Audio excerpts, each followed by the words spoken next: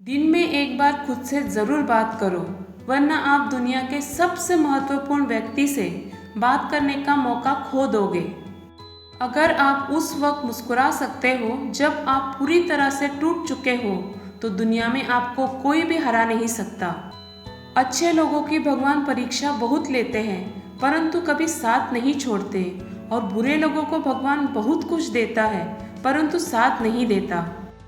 एक बार की बात है, एक सेठ के घर के बाहर एक भिखारी खड़ा होकर भजन गा रहा था और बदले में खाने के लिए रोटी मांग रहा था।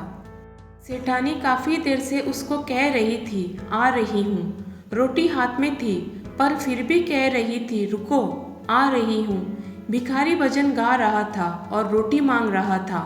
सेठ ये सब देख रहा था, पर समझ नहीं पा रहा था।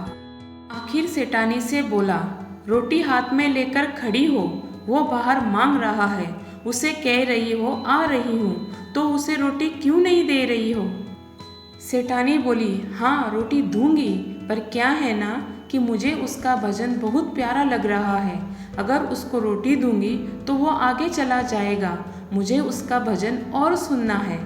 दोस्तों, यदि प्रार्थना के बाद भी भगवान आपकी नहीं सुन रहे हैं, तो समझना कि उस सेठानी की तरह प्रभु को आपकी प्रार्थना प्यारी लग रही है। इसीलिए इंतज़ार करो और प्रार्थना करते रहो। जीवन में कैसा भी दुख और कष्ट आए, पर भक्ति मत छोड़िए। क्या कष्ट आता है तो आप भोजन करना छोड़ देते हो? क्या बीमारी आती है तो आप सांसें लेना छोड़ देते हो? नहीं ना। फिर ज़रा सी तकलीफ आने पर आप भक्ति करना क्यों छोड़ देते हो? कभी भी दो चीज़ें मत छोड़िए, भजन और भोजन। भोजन छोड़ दोगे तो जिंदा नहीं रहोगे, भजन छोड़ दोगे तो कहीं के नहीं रहोगे। सही मायने में भजन और भोजन दोनों ही आवश्यक है। लोगों से या परिस्थिति से कभी परेशान ना हो, क्योंकि आपकी प्रतिक्रिया के बिना ये दोनों ही शक्तिहीन हैं।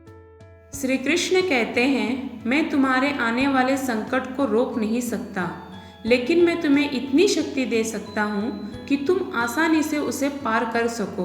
तुम्हारी राह आसान कर सकता हूँ, बस सत्य और धर्म के मार्ग पे चलते रहो।